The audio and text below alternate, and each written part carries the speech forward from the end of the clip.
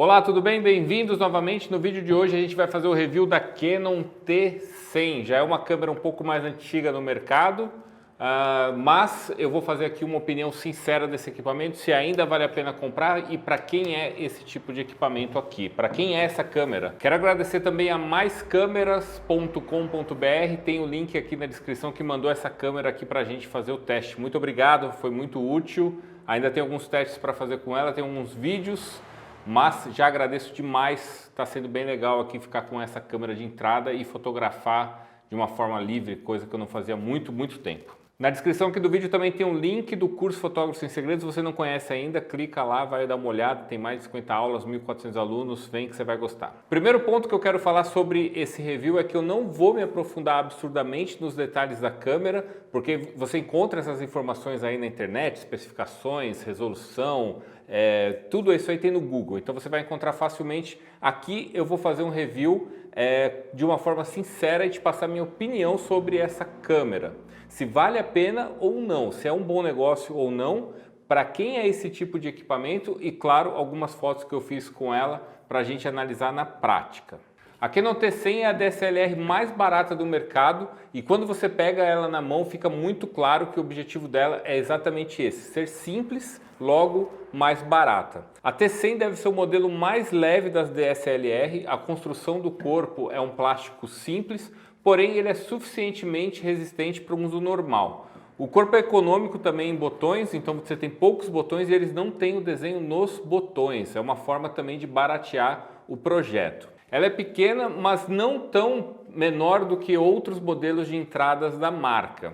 O visor dela é fixo, obviamente, tem uma boa resolução, porém ele é bem ruim de você conseguir visualizar ele à luz do sol e se você estiver olhando com um ângulo um pouco diferente do que um ângulo reto.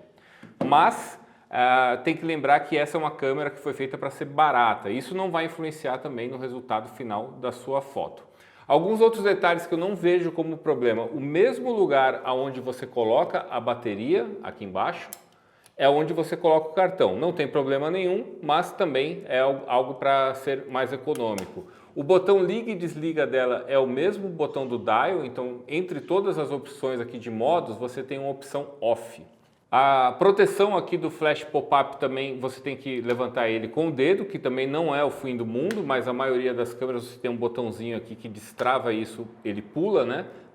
Mas também não é problema nenhum, você tem que fazer isso manualmente. A lente do kit é a 18-55, que não é uma lente maravilhosa, mas é um modelo com range bem versátil. 18-55 vai atender a maioria das situações para um usuário comum e tem uma qualidade aceitável para a maioria das pessoas que está começando na fotografia.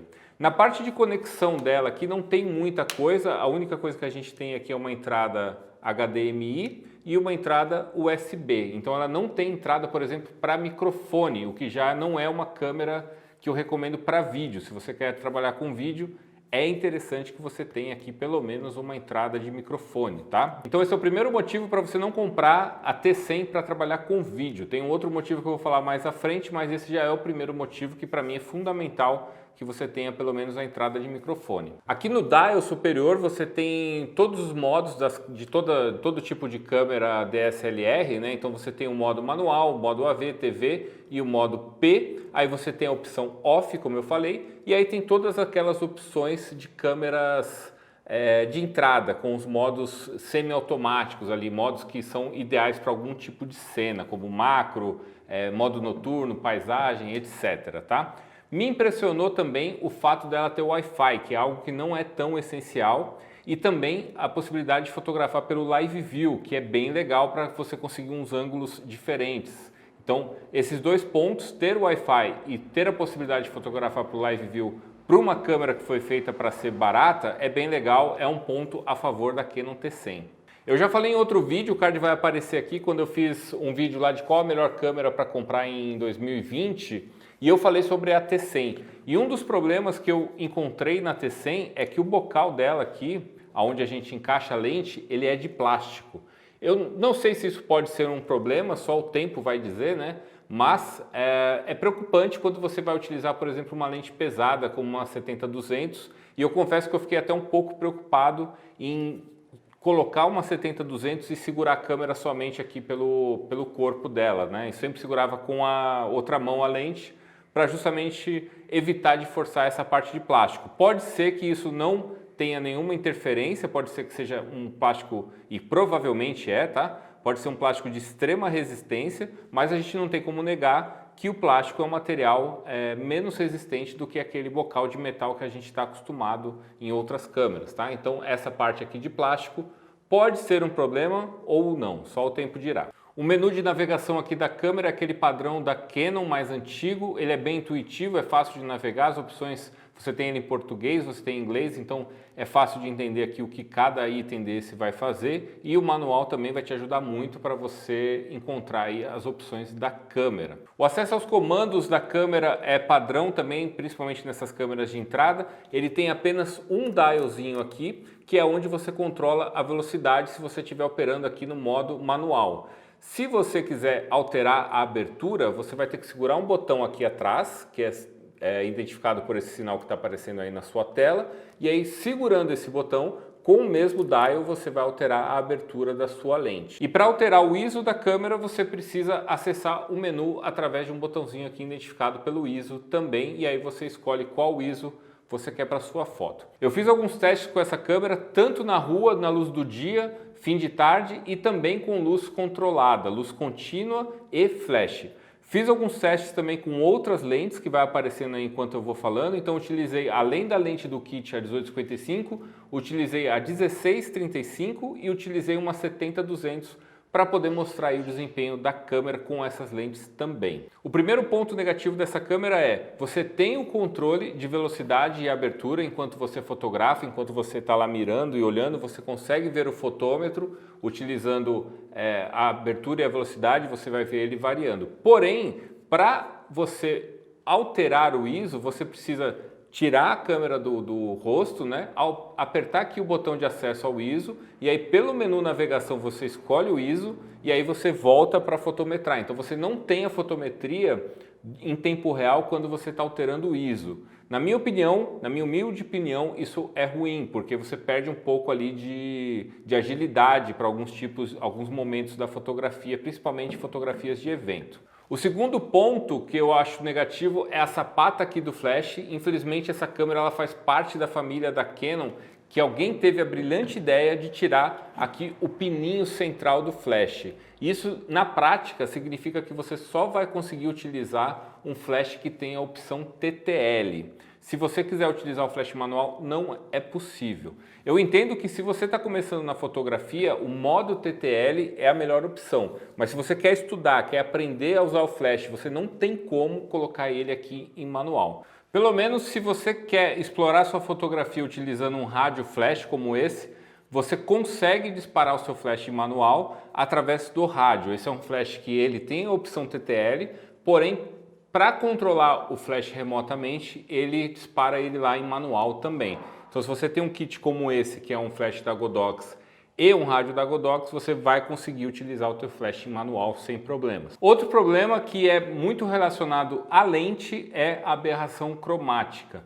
A lente 18-55, como eu falei, não é a melhor lente do mundo, apesar de ter achado a nitidez dela bem aceitável. O grande problema aqui foi a aberração cromática. Em fotos de contraluz é muito visível, como essa foto aqui que ficou bem gritante, mas dá para corrigir na pós, porém não fica 100%. O ruído é bem aceitável em ISO elevados. Obviamente ele é maior do que outros modelos, principalmente modelos full frame, mas para um uso geral eu achei bem ok, dá para usar tranquilamente. Como essas fotos que eu fiz aqui em ISO 3200, claro que se sua intenção for imprimir em tamanhos muito grandes, não vai ficar tão bom. Mas para fotos de viagem, fotos de família e para o Instagram é bem aceitável aí as suas fotos em ISO 3200 tranquilamente. Mais do que isso eu já acho que fica um pouco exagerado, talvez já não valha tanto a pena. A velocidade de foco também é muito boa para uma câmera de entrada, principalmente em situações de boa luz, onde vai ser o maior caso do usuário que a Canon pensou para essa câmera. Então não vai ter tanto problema com foco também para a maioria das situações. Bom, então a minha conclusão é a seguinte: a câmera oferece um custo-benefício bem interessante e vai te entregar fotos boas sim, mas você precisa considerar esses pontos que eu acabei de falar. Eu recomendo essa câmera para pessoas que querem ter a fotografia como um hobby mais sério e ter opções de usar lentes melhores, de explorar os recursos manuais, para as pessoas que querem explorar aí as possibilidades da fotografia, longa exposição, mudar a abertura, esse tipo de coisa.